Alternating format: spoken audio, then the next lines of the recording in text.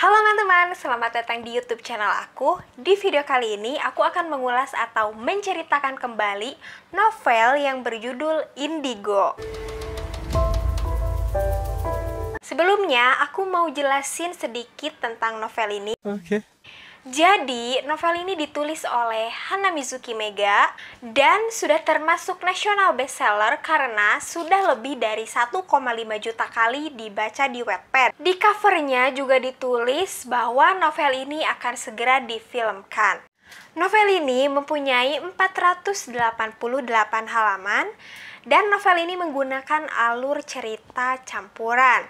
FYI, alur cerita campuran adalah gabungan antara alur maju dan mundur. Iya. Karena novel ini berisikan pengalaman atau kisah seorang indigo, maka aku akan menceritakannya per episode saja. Yuk, langsung aja kita masuk ke cerita di episode pertama. Di awal cerita, menggambarkan seorang wanita yang menceritakan saat pertama kali ia melihat hantu. Namanya adalah Agni. Agni adalah pemeran utama dalam novel ini. Saat itu Agni berusia 5 tahun. Dia itu anaknya hiperaktif. Dia selalu melakukan hal-hal yang menurut dia senang meskipun itu membahayakan dirinya.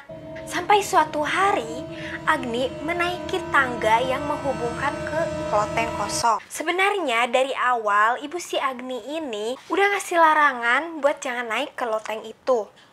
Tapi karena si Agni ini penasaran banget, akhirnya dia nekat buat naik dan masuk ke loteng itu.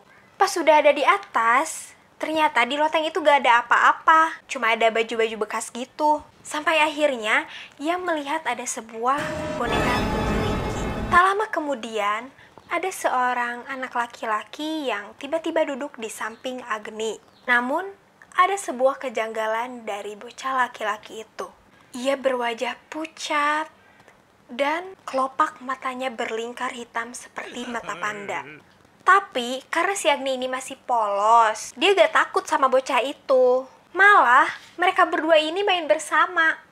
Selang beberapa jam, ibunya Agni manggil dari bawah. Dengan panik, ibunya ini menanyakan apa yang dilakuin Agni di atas itu. Lalu Agni menjelaskan bahwa di atas loteng itu ada sebuah boneka Tinky-Winky dan seorang bocah laki-laki yang seumuran dengannya.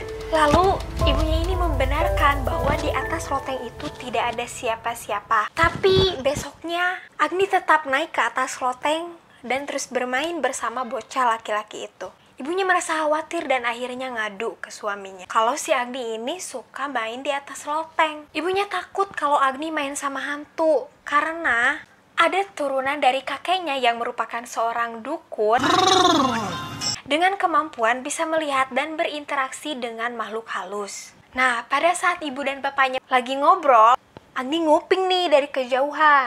Lalu ia berinisiatif untuk meminta bocah laki-laki itu agar segera turun karena lotengnya akan ditutup nih sama bapaknya si Agni. Saat Agni meminta dia untuk turun, si bocah laki-laki ini hanya menggeleng hingga suasana berubah menjadi dingin.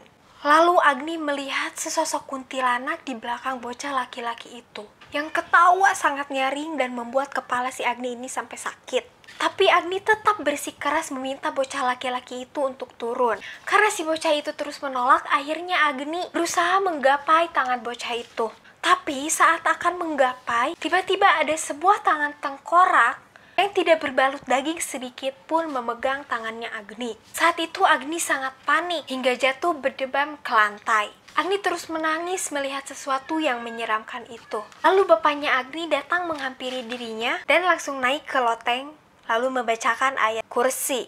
Setelah kejadian itu, Agni mengalami demam dan kata bapaknya Agni, si Agni ini tuh hanya kesambet dan fix. Loteng itu pun akhirnya resmi ditutup agar Agni tidak bisa naik ke sana lagi.